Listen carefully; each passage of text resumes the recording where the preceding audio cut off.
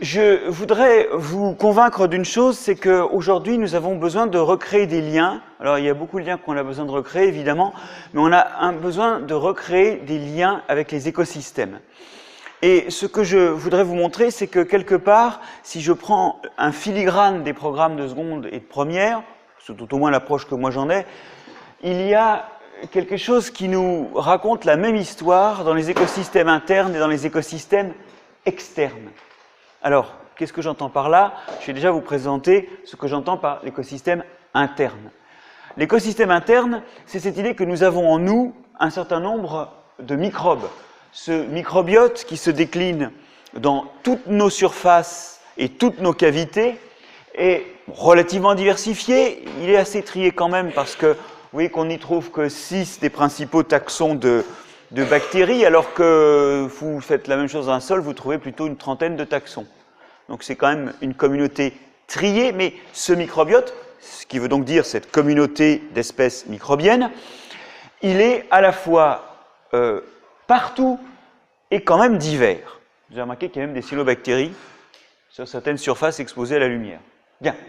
Ce microbiote, il est quantitativement, et contrairement à ce qui se dit, égal en nombre de cellules à notre nombre de cellules. Il y a souvent des estimations 10 fois supérieures qui courent, mais ça c'est l'ordre de grandeur. Et ce microbiote, il est surtout en ordre de grandeur dans l'intestin, où il y a en ordre de grandeur autant de cellules microbiennes que dans notre organisme.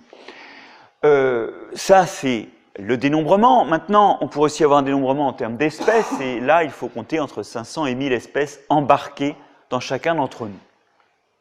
Ces microbes nous aident dans tout un tas de fonctions, notamment des fonctions de digestion. Et pour l'ensemble des points que je vais détailler, je vais m'appuyer surtout sur des souris qui sont des souris élevées en bulles, c'est-à-dire dans les conditions axéniques.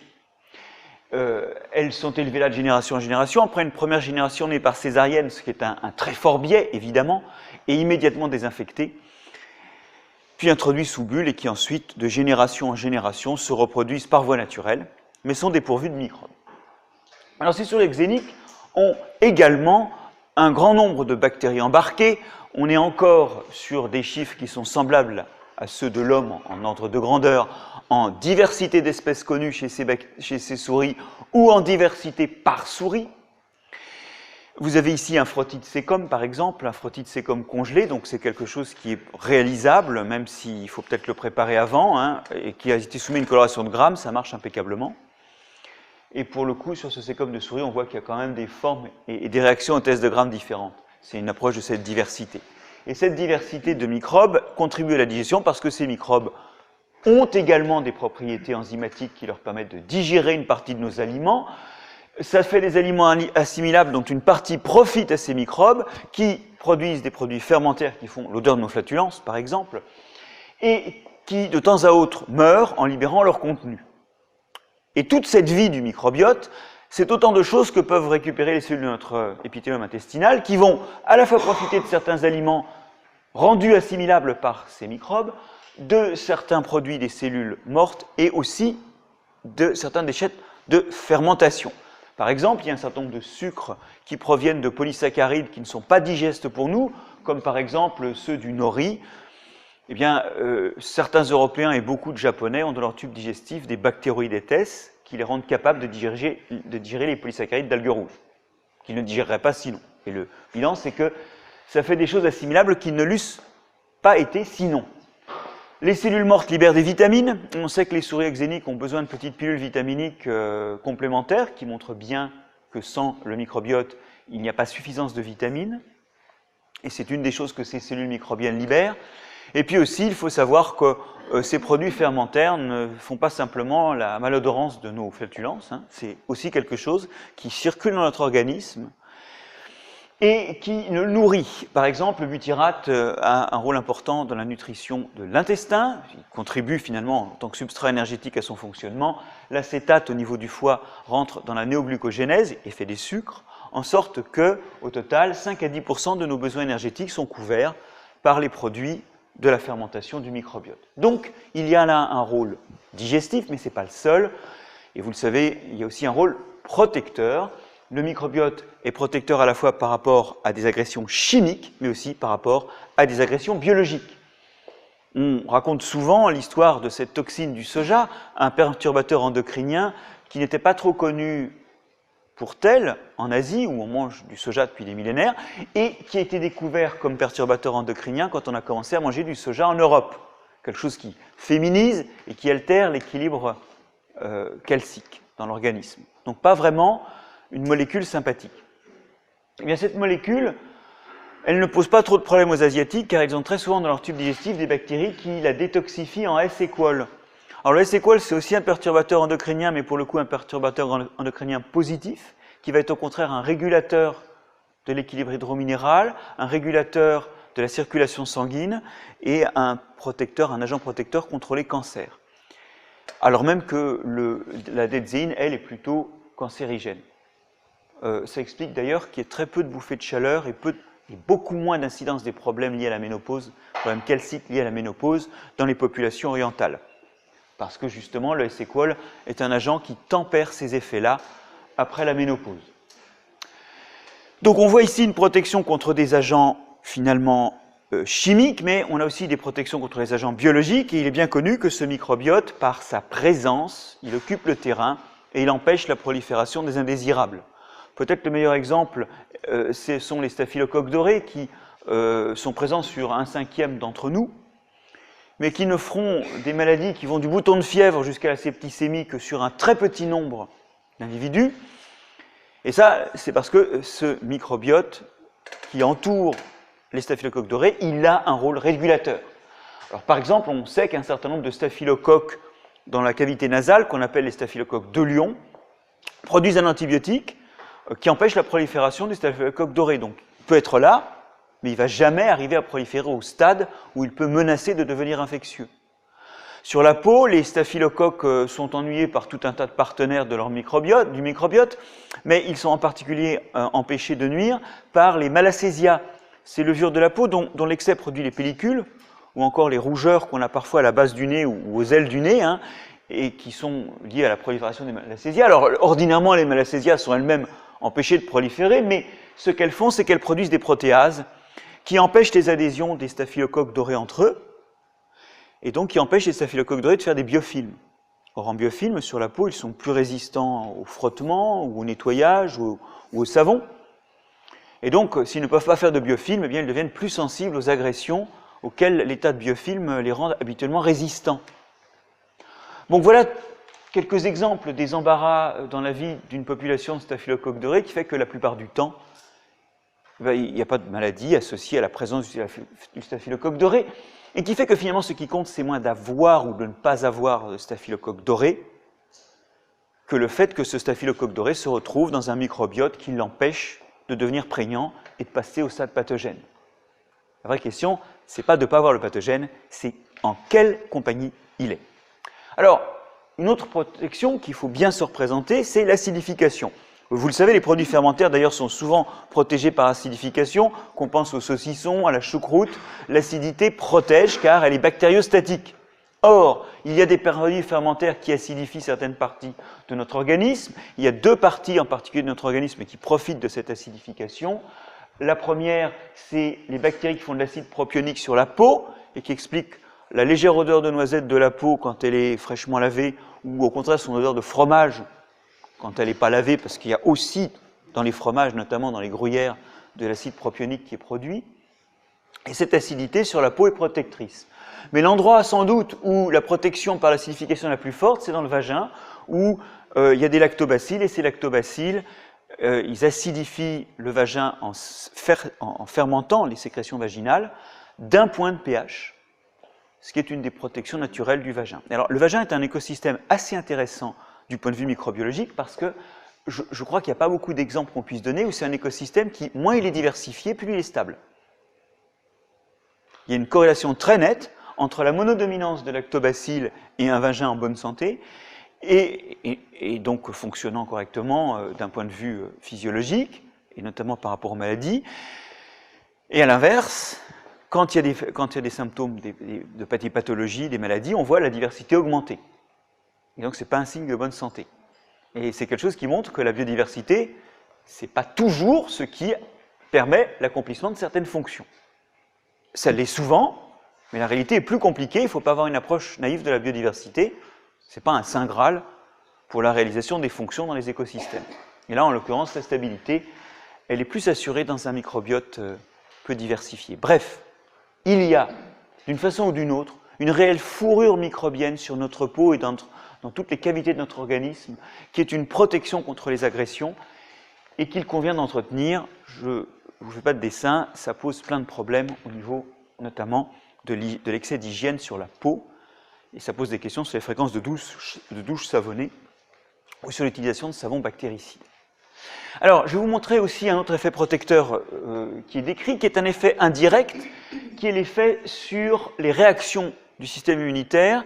Et ici, on va infliger à des souris la leishmaniose, une maladie produite par un protozoaire proche de celui qui provoque la maladie du sommeil, et qui se traduit par la formation de cavités dans la peau qui grandissent jusqu'à détruire des organes vitaux. Alors une souris contrôle expulse l'intrus par la formation d'une papille, et en général, elle n'attrape pas la leishmaniose.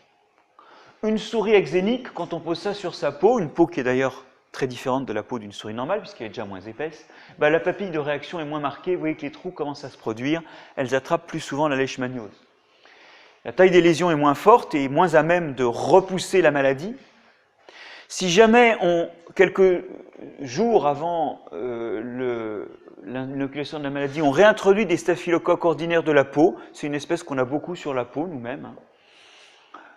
Si on réintroduit ça quelques jours avant, on voit qu'en fait la taille de la papille de réaction sera plus grande et en fait beaucoup de souris ne seront pas malades. Si on regarde la prolifération des lymphocytes responsables de l'immunité anti-leishmaniose, si on regarde leur taux de prolifération, on s'aperçoit qu'il est moins élevé quand la souris est exénique que quand elle est colonisée.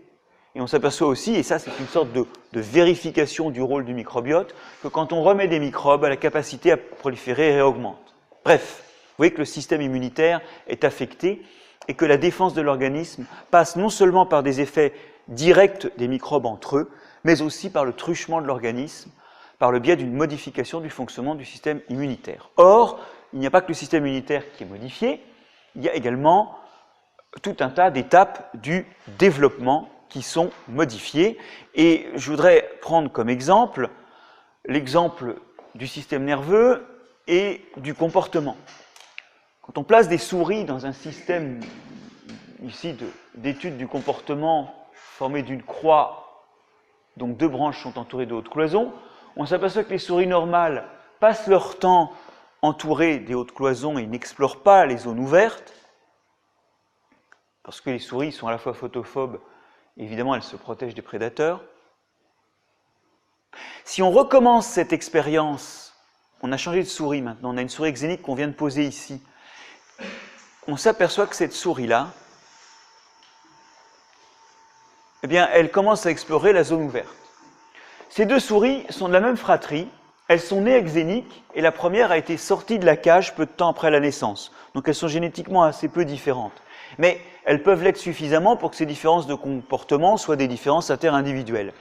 Alors on peut répéter cette opération sur plein de couples de souris qui sont de la même fratrie, toutes nées exéniques, mais dont l'une est ressortie immédiatement de la cage. Et ce dont on s'aperçoit, c'est qu'on obtient effectivement, sur ces couples de souris, on obtient des différences de comportement avec des souris exéniques qui restent plus souvent dans les zones exposées, ce qui n'est vraiment pas un comportement habituel, et moins souvent à l'intersection ici des bras.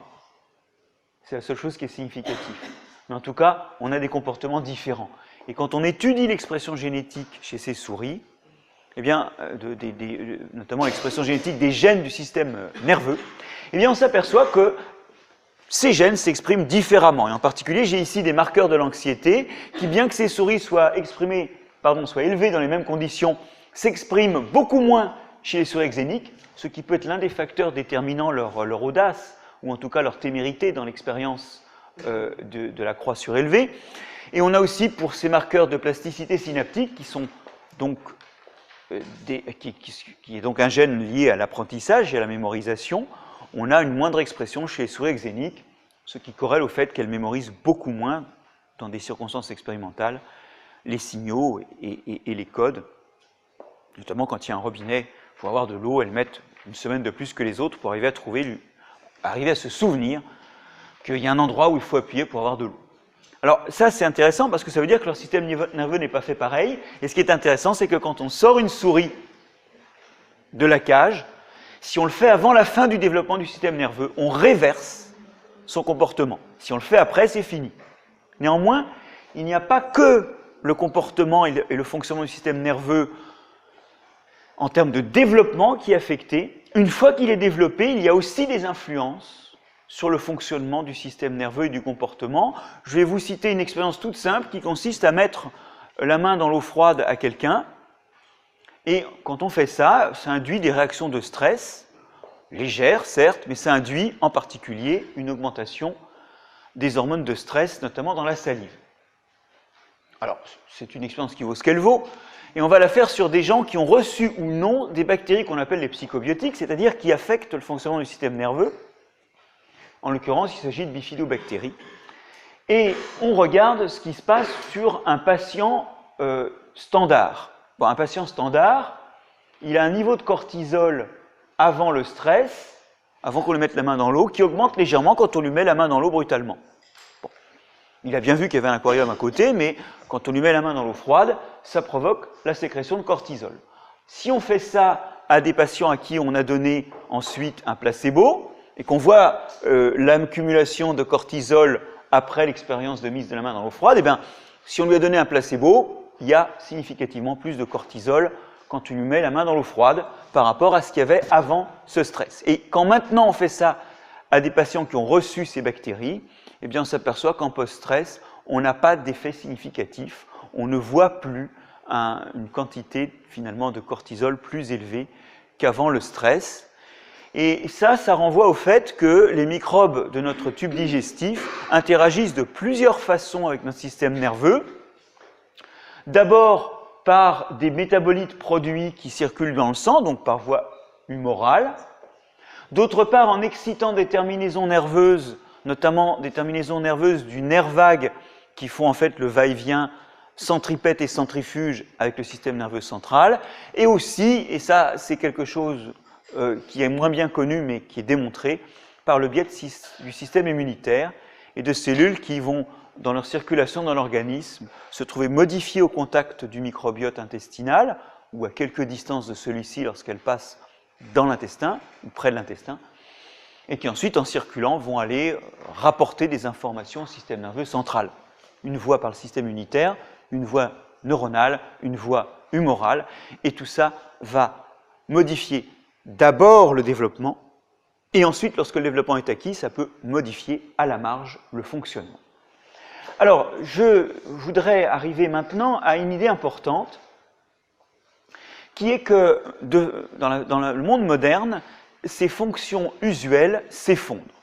Elles s'effondrent alors même que s'effondrent aussi un certain nombre de maladies. Il est clair que l'hygiène nous a permis de nous débarrasser d'un certain nombre de maladies qui ont enquiquiné l'humanité, pensez à la tuberculose, en tout cas qui ont ennuyé l'Occident pendant longtemps, mais dans le même temps on voit exploser 3 types de maladies. Des maladies du métabolisme, obésité, diabète, des maladies du système immunitaire qui surréagit ou bien attaquent l'organisme lui-même, et puis elles ne sont pas à l'écran, et je vais vous en reparler un peu plus, des maladies du comportement, l'autisme. Ces maladies sont en grand développement, je vais revenir sur l'autisme après. Et quand on compare le microbiote des gens sains et des gens malades, on s'aperçoit que les individus malades ont souvent un microbiote différent de 2 façons. Différent par la composition, comme vous le suggère cette représentation, mais qui ne montre rien, en fait, parce qu'il faut cumuler plusieurs patients pour s'apercevoir qu'il y a une différence de composition en moyenne, mais surtout, une moindre diversité. Très fréquemment, les patients atteints ont une moindre diversité microbienne. Alors, prenons le cas de l'autisme. L'autisme, c'est une maladie qui est en pleine explosion. Vous avez ici la courbe pour les États-Unis. On est maintenant à une naissance sur 88 aux USA. On est à 1 sur 159 très exactement en Europe. On est donc sur des taux de multiplication par 3 tous les 10 ans. Et ces taux de multiplication sont en partie expliqués par une meilleure détection des syndromes d'autisme, dont la pénétrance est variable et qui peuvent passer inaperçus si on ne fait pas très attention. Mais on compte aujourd'hui qu'une meilleure détection n'explique que le quart de la hausse observée. Il y a réellement ici des épidémies de maladies métaboliques, comportementales ou immunitaires qui sont en train de se produire dans nos sociétés. Et elles corrèlent, et la vraie question c'est est-ce que c'est causal ou pas, elles corrèlent à un microbiote différent et moins riche. Cause ou conséquence, car après tout, les deux sont possibles. Alors, dans toutes les maladies que j'ai citées, on possède deux types d'indices qui pointent vers un rôle causal partiel. Un, quand on donne ça à des souris axéniques, elles développent des symptômes analogues, beaucoup plus que si elles recevaient, c'est le contrôle, la flore d'un individu non malade. On peut rendre obèses des souris en leur donnant un microbiote d'individus atteints d'obésité. Ça, c'est la première chose. Ensuite, chez l'homme, on a des expériences de transferts fécaux qui, dans toutes les maladies que j'ai citées, ont été faits en milieu hospitalier, expérimental, évidemment, parce que c'est pas routinier, on ne connaît pas les effets secondaires des transferts fécaux, et on a récemment eu 2 morts, donc on sait que c'est pas si bon que ça. Ok, il faut s'en méfier. C'est bien qu'il y ait eu 2 morts d'une certaine façon, parce que les gens pensent qu'on va se soigner avec des microbes, parce que les microbes, c'est naturel. Bon, il est temps de rappeler que c'est comme tout, hein, ça aura des effets secondaires aussi, et la question est de la balance entre les effets secondaires et les effets positifs. Mais on a pour toutes les maladies que j'ai dit des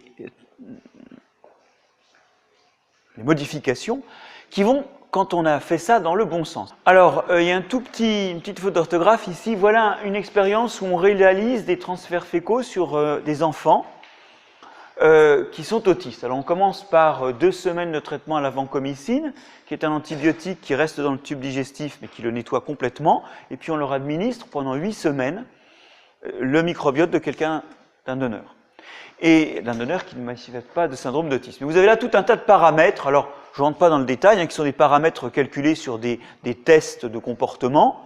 Et vous voyez que sur ce paramètre-là, qui est minimisé chez les individus sains, on voit qu'il commence à diminuer en moyenne. La moyenne, c'est le trait médian ici, et les points, c'est les points expérimentaux. Vous voyez qu'il y a des patients qui ne répondent pas d'ailleurs, mais il y a des patients, c'est les points violets qui répondent, et la moyenne des performances de la population étudiée change jusqu'à 18 semaines.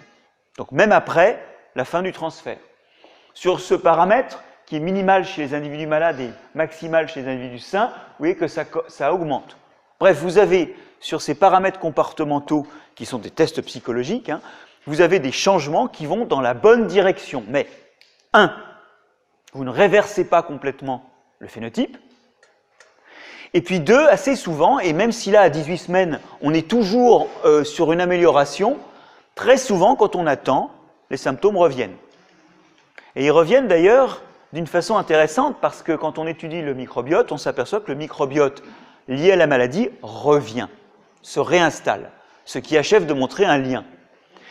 Ça veut dire que le microbiote est un des agents causaux, mais pas le seul, et que des caractéristiques génétiques ou environnementales ou historiques, l'histoire de l'individu, une hystérésis en quelque sorte, vont coincer l'état, le déterminisme de la maladie. Mais ce qui est intéressant, c'est que c'est un des paramètres. Alors, il ne s'agit pas, sur des maladies aussi complexes, de réduire la causalité au microbiote. Mais il faut bien comprendre que notre microbiote, il a subi un effondrement de diversité.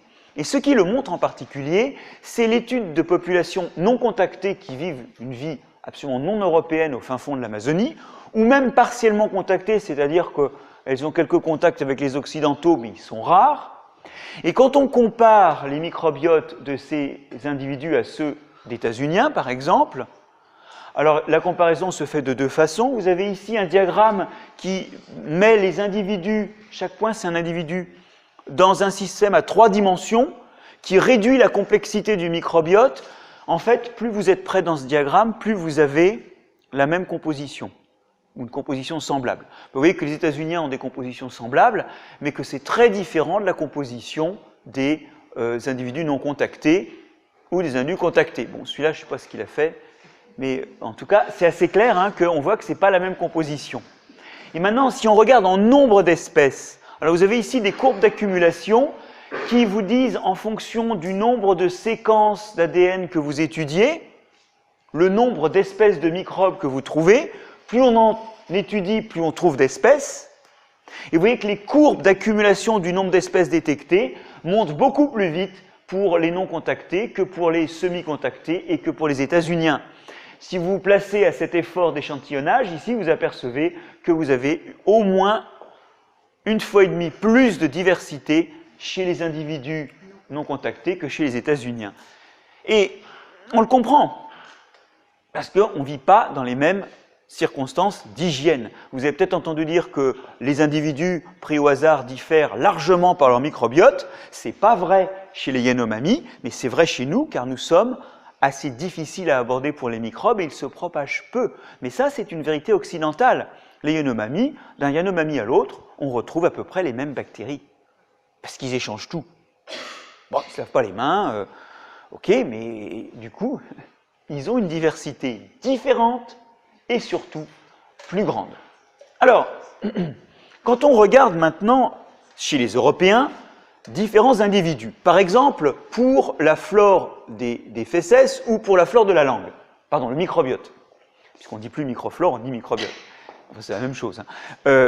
On voit que les individus, c'est des lignes, et pour chaque individu, on vous met la proportion de chacun des principaux groupes de bactéries que l'on trouve. Vous voyez que chaque individu est différent de l'autre. On vous les a classés d'une façon où la quantité de firmicutes va décroissante, comme ça le diagramme il est joli, mais vous voyez que chaque individu c'est une barre, et pour chaque individu, ce qu'on trouve sur sa langue ou dans ses fesses, ben, c'est pas ce qu'on trouve chez un autre. On retrouve les mêmes groupes, mais pas dans les mêmes proportions. Vous retrouvez cette idée que nous sommes chacun uniques en Occident par notre microbiote. Donc on a cette diversité, mais par chance, enfin par chance jusqu'à un certain point, quand on regarde la diversité de fonctions de ces microbes, on retrouve la même chose. Alors, comment est-ce qu'on fait pour trouver la diversité de fonctions? C'est simple. On fait l'ensemble des ARN messagers exprimés. On les extrait tous, on les séquence, et puis on les affecte à des fonctions comme métabolisme des purines, synthèse des acides aminés aromatiques. Vous y êtes? Et on regarde combien de gènes sont exprimés qui sont affectés à telle ou telle fonction. C'est clair comme idée? Donc on regarde les grandes fonctions, les grands types de fonctions qui sont présents. Alors c'est vue d'avion, mais cette vue d'avion vous montre que finalement d'un individu à l'autre, eh ben, c'est pas les mêmes bactéries qui sont présentes, mais les fonctions génétiques sont assez semblables, qui sont réalisées par l'une ou l'autre de ces bactéries. Il y a une sorte de redondance qui fait que, bien que j'ai pas les mêmes bactéries, je finis par avoir quand même les mêmes fonctions à force d'avoir des bactéries. Sauf qu'en fait, ce qui se passe, c'est qu'il doit quand même y avoir une ou deux fonctions pour lesquelles il n'y a pas tant de redondance que ça. Et à force de perdre des bactéries, des fois, on perd certaines fonctions. Et du coup, eh ben, il y a des fois, quand on perd ces fonctions-là chez certains individus qui vivent d'une certaine façon, eh bien, ça provoque ces maladies. Il y a une grande redondance fonctionnelle entre les microbes qui fait qu'en changeant de microbiote, d'un individu à l'autre, on a souvent les mêmes fonctions, mais il y en a quand même quelques-unes qui doivent passer à la trappe. Et ça, c'est le problème. Quand on réduit la diversité taxonomique, on finit par réduire la diversité fonctionnelle. Et c'est, malgré ce que cette vue d'avion propose, ce qui est sans doute en train d'arriver à certains d'entre nous. Et ça, c'est très inquiétant, car on poursuit, nous, dans des pratiques d'hygiène. L'ANSES vient de recommander de ne plus servir dans les cantines, et c'est acté, de fromage au lait cru aux enfants de moins de 5 ans. Et elle voudrait qu'on étende ça jusqu'à 10 ans. Alors, moi, je dis que c'est un crime. Je pèse mes mots. Je dis que c'est un crime.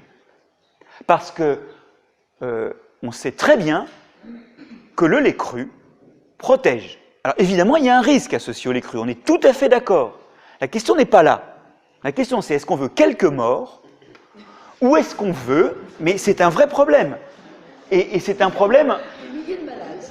Ou est-ce qu'on veut que 25% de la population, comme on nous l'annonce pendant quelques années, soit atteinte de ces maladies de la modernité?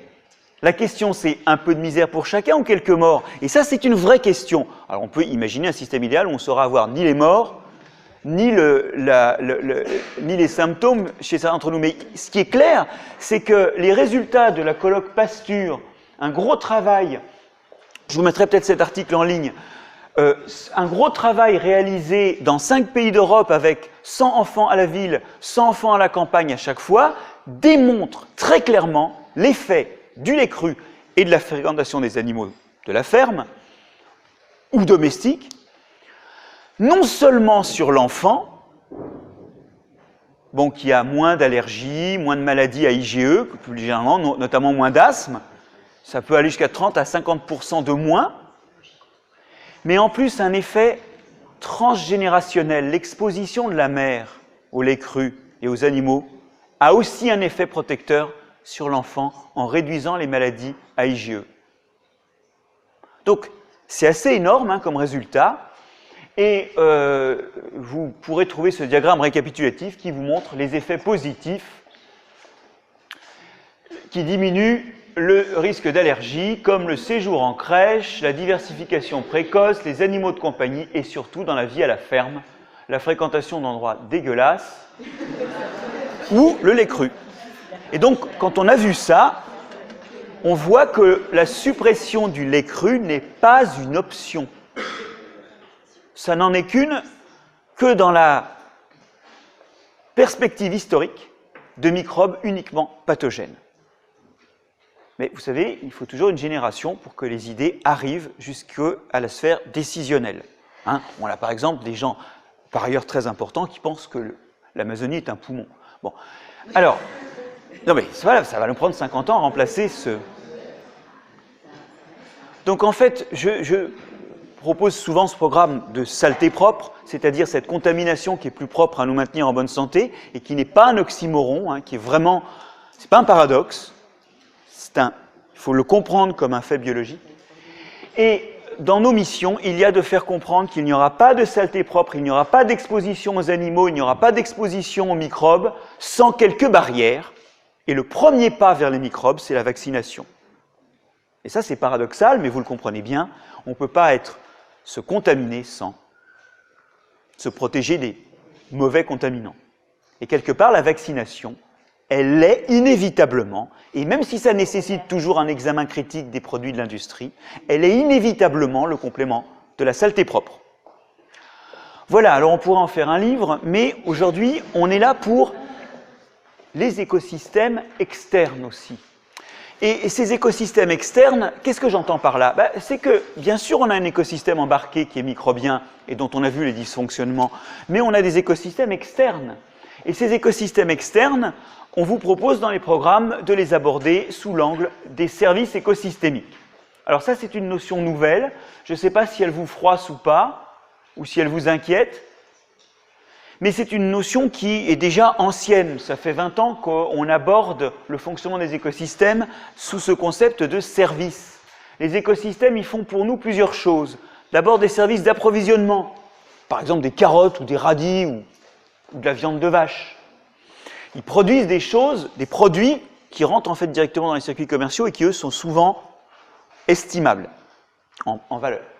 Il y a des systèmes de régulation, des choses qui assurent le fonctionnement de l'écosystème. Par exemple, le sol, c'est un isolant. Il y a des tas de trucs qui vont mettre leurs racines en hiver sous le sol, qui vont s'enterrer quand c'est des animaux sous le sol pour profiter de cette régulation thermique que représente le sol. Bon. Il y a des systèmes, des services socioculturels. Il y a des endroits qui sont très importants. Je ne sais pas, pensez aux falaises de Caux, pensez à des endroits où on enterre les ancêtres dans certaines populations et qui sont des endroits sacrés. C'est aussi un service. Et là, ces services socioculturels, ce sont des liens immatériels. Ça peut être les forêts ou les exploitations où vous allez emmener les élèves pour les former, puisqu'en seconde, on vous encourage à les sortir dans une exploitation agricole. Faites-le, parce que franchement, il y en a beaucoup qui n'ont jamais vu ça. L'époque est finie, on avait quelqu'un dans la famille, un grand-père ou un oncle qui était agriculteur. C'est numériquement plus possible avec 100 000 agriculteurs en France. Et puis il y a les services de soutien et d'appui, c'est comme ça qu'on appelle tout ce qu'un écosystème fait pour la biosphère. Par exemple, un écosystème qui produit du CO2, eh bien, il va contribuer à l'effet de serre. Et ça, quand même, historiquement, ça nous vaut d'avoir une Terre qui n'est pas à moins 19 degrés en moyenne. L'effet de serre, il est à la base quelque chose qui est dû à la production de gaz à effet de serre par les écosystèmes et qui permet de chauffer la Terre à une température vivable. Bon, en ce moment, ça s'emballe un petit peu, mais quand même, à la base, l'effet de serre, ça nous vaut une bonne trentaine de degrés. On a une Terre attendue à moins 19, elle est plutôt à 15 degrés moyenne. Ça nous vaut effectivement une Terre habitable, et ça, c'est quelque chose que font les écosystèmes, mais qui a un rôle à l'échelle globale. En fait, les services de soutien, ce sont les services de régulation exercé par l'écosystème hors de lui-même. Bon. Le microbiote qu'on embarque, il a un service de soutien et d'appui sur notre organisme. Il a des effets à distance. Donc finalement, nous aussi, on a un écosystème microbien qui fait tout ça. Il nous fait un petit peu de gaz fermentaire qui sert pour le métabolisme. Il aide à la régulation du métabolisme. Par exemple, il empêche l'obésité. Alors, les services socioculturels, je ne sais pas si les odeurs corporelles, bon, pas forcément un service. Enfin, ça permet au moins d'éviter les gens qui ne se lavent pas assez. Bon, voilà. Et puis les services de soutien et d'appui, c'est aussi, on peut mettre là toutes ces fonctions de régulation qui sont exercées au-delà même de l'endroit où est le microbiote. Nous-mêmes, nous sommes le produit d'un écosystème microbien. Notre bon fonctionnement peut être vu comme un service écosystémique. Alors, le programme vous invite à prendre des services... alors là, c'est pas très beau. Des services écosystémiques ailleurs. Je vous donnerai l'article dans cet extrait. Là, c'est un exemple forestier. Vous voyez qu'en forêt, vous avez des services d'approvisionnement qui vous permettent de produire du bois, par exemple, ou d'autres choses que vous cueillez. Des services de régulation, fixation du carbone, qualité des eaux. Et puis des services culturels, c'est un endroit où on peut aller chasser, ou qu'on peut visiter, où on peut se reposer. Et alors, ce qui est assez intéressant, c'est que ces concepts de services écosystémiques, les économistes s'en sont emparés. Bon, évidemment, c'est une façon de voir l'écosystème très anthropocentré, puisque, en quelque sorte, ça revient voir qu'est-ce que ça fait qui nous est utile. Mais néanmoins, ça permet de voir qu'il y a quelque chose qui nous est utile, et ça, tout le monde ne le réalise pas. Et tout le monde ne réalise pas que quand on fait des évaluations, on s'aperçoit que ce qu'on croit être ce qui rapporte le plus, comme par exemple le bois, ça rapporte beaucoup moins que tout le reste. Et on compte qu'un hectare de forêt nous rapporte au total l'équivalent de 1 000 € par hectare et par an. Et là-dessus, le bois, ça vaut juste une centaine d'euros. Donc ce qu'on pense être l'avantage habituel de la forêt, c'est 10% de ce qu'elle rapporte réellement, si on voit tout ce à quoi elle nous sert directement ou pas. Il y a eu un gros travail en 97, donc ce n'est pas des trucs tout récents, qui a essayé de calculer le prix de tout. Ça vaut ce que ça vaut, mais cet article paru dans Nature en 97 propose que l'ensemble des services écologiques rendus par la biosphère vaut à peu près 2 fois, un tout petit peu moins de 2 fois, le produit national brut mondial. Donc on est sur des sommes énormes, avec un problème, qui est que ces sommes ne vont dans la poche de personne. La seule chose qui coûte, c'est si jamais ces services ne sont plus rendus. Alors là, en creux, il y a des coûts. Bon. Ça va ce raisonnement? Personne n'empoche les services écosystémiques. Par contre, quand ils ne sont plus accomplis, là, on paye la différence. C'est-à-dire qu'on n'arrive plus, on a besoin de compenser. Et l'effet de serre, aujourd'hui, est typiquement quelque chose de cet ordre-là. Alors, je saute quelques images pour vous montrer... Oh si, quand même, il faut que je vous montre ça. Quelque chose qui vient du Millennium Assessment et qui vous explique en quoi... je ne sais pas pourquoi ça a sauté. Bon, vous l'aurez en bonne et due forme. En quoi les différents types de services écosystémiques se retrouvent abîmés selon que l'on utilise fortement ou pas fortement les écosystèmes et selon qu'ils sont complètement naturels ou complètement anthropisés. Effectivement, quand vous anthropisez un peu, vous pouvez augmenter par exemple les services socioculturels, ou vous pouvez augmenter les services de production, mais à partir d'un certain point, tout s'écroule. Parce qu'il faut bien voir qu'un écosystème, il ne peut pas être partout, et quand vous optimisez une fonction, il y a d'autres fonctions qui se retrouvent impactées. C'est une question d'allocation de budget. Cela dit, dans notre gestion des écosystèmes, nous sommes loin d'optimiser complètement efficacement les services qu'ils peuvent rendre. Et je voudrais vous prendre un exemple avec un service de production et autour de l'agroforesterie, puisque le programme vous invite à envisager d'autres alternatives. L'agroforesterie, c'est au lieu d'avoir des arbres d'un côté et des cultures annuelles ou des cultures arbustives de l'autre, c'est de les mettre l'une en dessous de l'autre. Voilà un dispositif qui existe à Montpellier, qui a été étudié par des équipes à Montpellier, et Ces études montrent que, avec 1 hectare d'agroforesterie, vous faites, en termes de production agricole, l'équivalent de 0,8 hectares. Alors bon, effectivement, vous faites moins de blé, vous faites moins de maïs, c'est sûr, mais vous faites aussi l'équivalent de 0,6 hectares de forêt. Et donc, si vous vouliez faire autant de bois en faisant que du bois et autant de culture en faisant que de la culture, eh bien, vous seriez sur 1,4 hectares. Et cet exemple m'intéresse parce qu'on voit très bien que les services quelque part, ils sont en concurrence les uns pour les autres. Effectivement, quand je rajoute de la forêt, je fais moins d'annuels. Quand je rajoute des annuels, je fais moins de forêt, ça c'est sûr. Mais si maintenant je regarde la somme, je vois aussi qu'aujourd'hui, notre exploitation des écosystèmes n'est pas optimisée par rapport à ce qu'elle pourrait être. Et il y a moyen, en mélangeant les deux, certes, de faire moins d'agriculture ou moins de foresterie, mais au total, il y a moyen d'améliorer la quantité, ici, de services de production. Et on utilise souvent le concept de ratio équivalent de surface, qui est en gros, à combien de surface, quand je fais de l'agroforesterie, à quoi ça correspond en surface si je faisais que de l'agro ou que de la foresterie.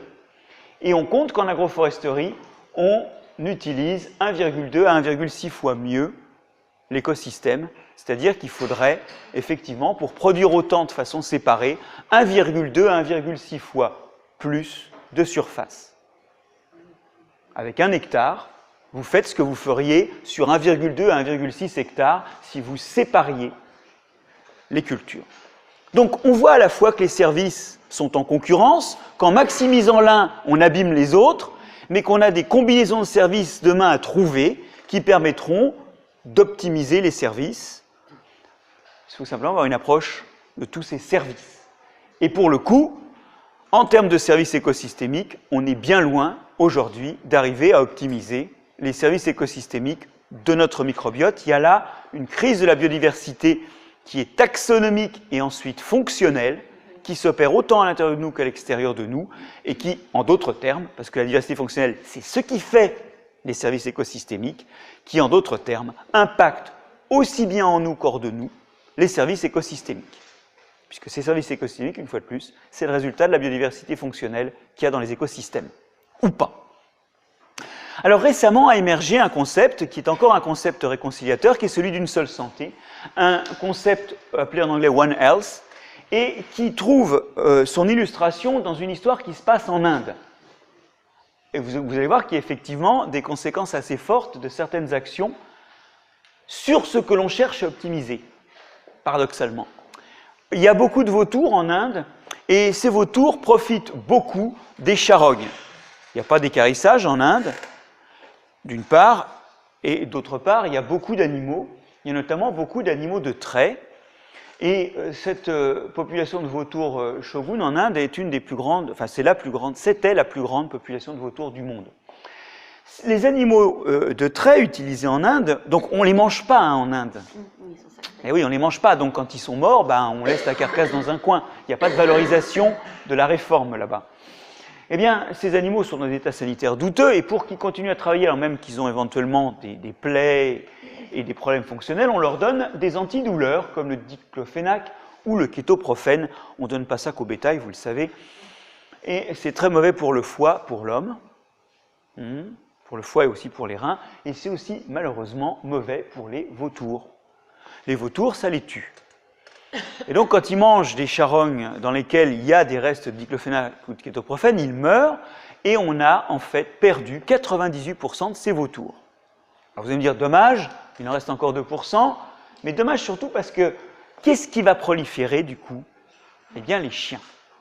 Les chiens, ils prolifèrent, et ils mangent les carcasses, et les gens les laissent proliférer parce que le problème, c'est que si on empêche les chiens de manger les carcasses, alors ça va être les rongeurs, mais ils sont beaucoup moins efficaces. Et donc vos carcasses vont rester avec toutes les contaminations qu'elles impliquent plus longtemps. Donc il vaut mieux laisser les chiens proliférer. Sauf que ces chiens qui ont augmenté donc en 20 ans de plusieurs millions d'individus sont porteurs de la rage. Et la rage, ça fait 30 000 morts par an en Inde, et ça coûte à l'économie indienne de soigner les quelques-uns qu'on arrive à soigner 32 millions d'euros. Je crois qu'avec un vaccin contre la rage, on peut nourrir des Indiens un Indien pendant 6 mois. Il y a un chiffre comme ça qui traîne, j'en suis pas complètement certain. Vous voyez qu'on perd en plus de l'argent qu'on pourrait utiliser bien plus efficacement. Bref, on a, en soignant les animaux, finalement impacté la santé humaine. Vous voyez qu'il y a un lien entre la santé animale et la santé humaine. Ici, c'est un lien un peu antagoniste, mais ce que l'on fait sur la santé des animaux peut, in fine, impacter la santé humaine. Et donc, la santé humaine résulte aussi de l'état de fonctionnement, ce que l'on peut, en première approximation, appeler la santé de l'environnement. En gros, il n'y a pas de santé indienne sans santé des vautours. Autre exemple, les tiques. Vous savez que les tiques sont de plus en plus transmetteuses de borréliose, alors qu'il y a quelque temps, on n'en parlait pas. Parmi les phénomènes qui expliquent ça, il y a la baisse de biodiversité des animaux sauvages. Alors ça, c'est étudié aux Amériques, où les tiques se nourrissent d'humains, de souris à pattes blanches ou d'autres mammifères, et en fait, c'est surtout les souris qui infectent les tiques, et de là, infectent les humains.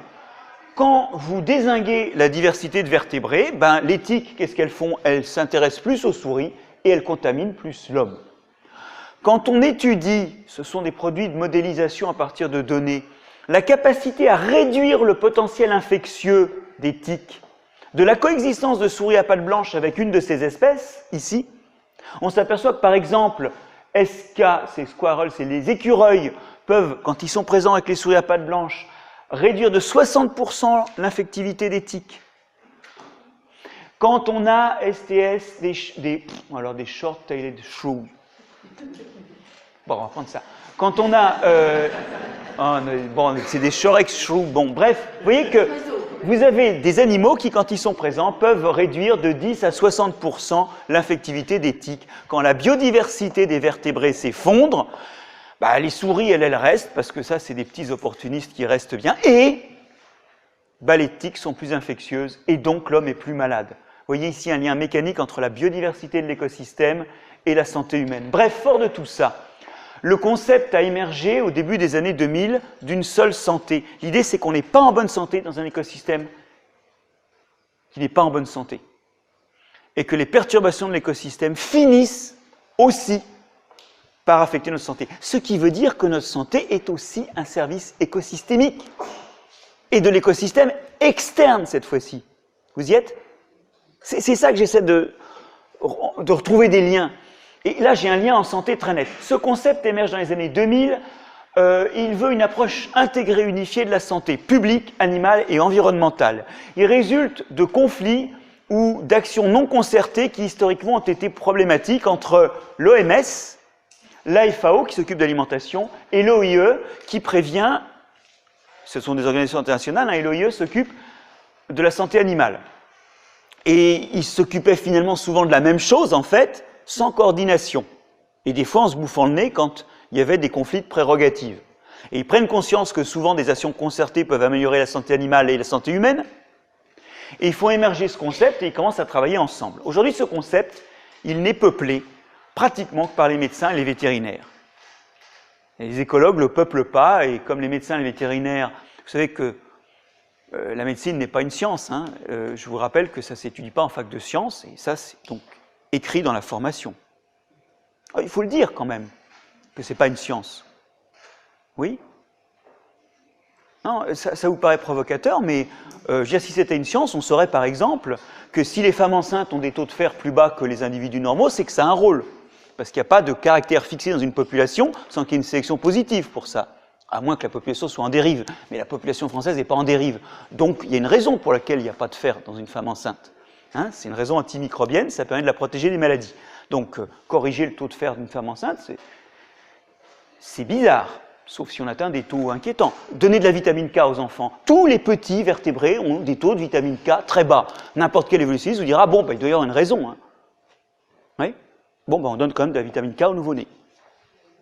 Donc, si vous voulez, c'est des trucs problématiques, ça. Et aujourd'hui, c'est vrai qu'on n'a pas convoqué dans une seule santé vraiment l'écologie. On espère que demain on le fera. Mais en tout cas, ce qui est clair, c'est que le cadre conceptuel, même s'il n'est pas forcément rayonnant autant qu'il le devrait, il est là.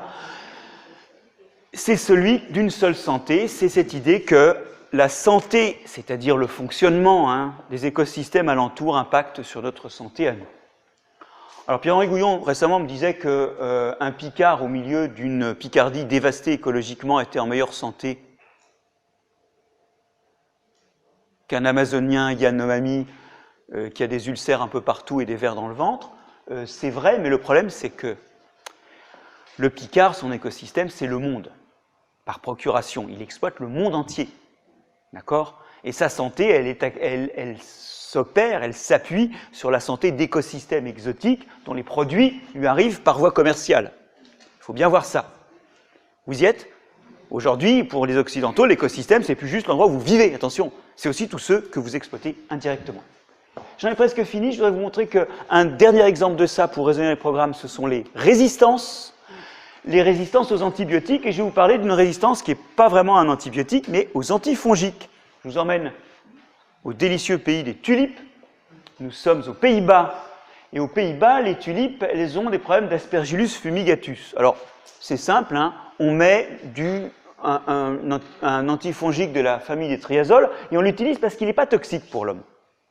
Donc c'est bien, parce que oui, vous savez que nous et les champignons, c'est du cousinage, on est très proche des champignons, donc ce qui affecte les champignons nous affecte souvent. Vous avez dû entendre parler des fameux SDHI, ces fongicides qui sont des inhibiteurs de la succinate déshydrogénase et que beaucoup, dont moi, recommandent d'arrêter l'usage immédiatement parce qu'en fait c'est très mauvais pour l'homme aussi. Et ça c'est le problème, quand on veut taper sur son frère, il nous ressemble souvent, vous y êtes? Et donc, il y a peu d'antifongiques qui ne soient pas dangereux. Bon, celui-là, il y a beaucoup de triazoles qui ne le sont pas. Ah oui, mais justement, comme ils ne sont pas dangereux, on les utilise dans le cas des aspergilloses humaines. Les aspergilloses humaines, c'est un demi-million de cas par an dans le monde, et c'est quelque chose qu'un immunodéprimé sur 10 finit par attraper. Bon, donc c'est des menaces majeures. Et oui, Aspergillus fumigatus, il est amphibie, il vit sur les plantes, et aussi dans les poumons des gens qui ne savent pas se défendre. Or, normalement, dans 60% des cas, un bon coup de triazole, et notamment de tébuconazole, ça vous guérit de ce truc sans effet secondaire. Sauf que dans certains coins des Pays-Bas, 90% des gens infectés sont résistants parce que dans les champs qu'il y a autour et qui sont la source de contamination, on a sélectionné des résistances. C'est une histoire fongique qui nous rappelle celle des résistances aux antibiotiques qui se retrouvent sélectionnées par l'utilisation des antibiotiques pour le bétail. Et pour vous faire sourire, et avant de terminer, juste une chose, pourquoi est-ce qu'on donne des antibiotiques au bétail, alors même qu'il n'est pas malade?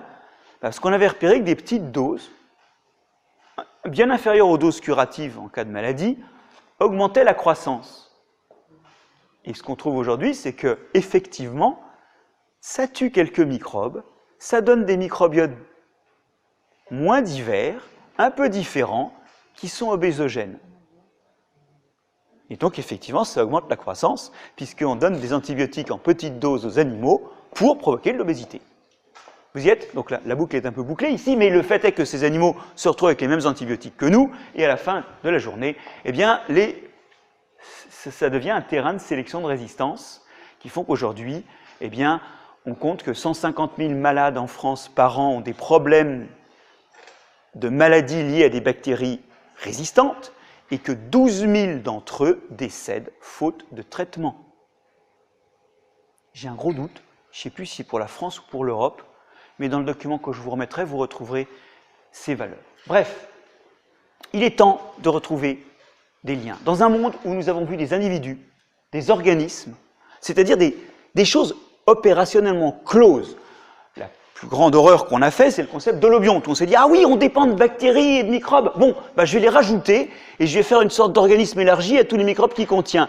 Mais c'est nier une chose, qui est qu'en fait, nous sommes faits de liens au milieu intérieur, mais aussi au milieu extérieur. C'est écrit quand on fait le marché. Je suis dépendant de la courgette, de la tomate, des haricots. Ces liens, ils sont peu visibles parce qu'ils ne sont pas associés à une coexistence, et ils le sont d'ailleurs d'autant moins que maintenant nous ne sommes plus tous agriculteurs. Mais néanmoins, nous sommes dépendants, ne fût-ce que trophiquement, du reste du monde. Et cette idée qu'il y a des choses qui ont une clôture opérationnelle, c'est une idée qui ne reflète pas ce que nous observons, qui ne reflète pas tout ce dont je vous ai parlé, et nous sommes en fait dans un réseau qui nous lie à des espèces intérieures, à des écosystèmes intérieurs, mais aussi aux écosystèmes externes. C'est ça, à mon avis, qu'il faut redonner aux générations suivantes comme sens de la vie, et il faut dézinguer ces visions d'entités autonomes. Car finalement, ce qu'ont fait les Occidentaux, c'est d'exporter cette idée de clôture opérationnelle, d'entité autonome à toute la société. Et ils ont pensé qu'on pouvait gérer les sociétés aujourd'hui simplement en faisant de l'histoire, de la géographie, des sciences économiques et des choses comme ça, c'est-à-dire en s'intéressant au fonctionnement des sociétés, car finalement tout venait de l'intérieur d'elles-mêmes, elles étaient clôturées opérationnellement et s'expliquaient en elles-mêmes. Or, ce qu'on voit avec la crise écologique, c'est que non. C'est facile d'être applaudi.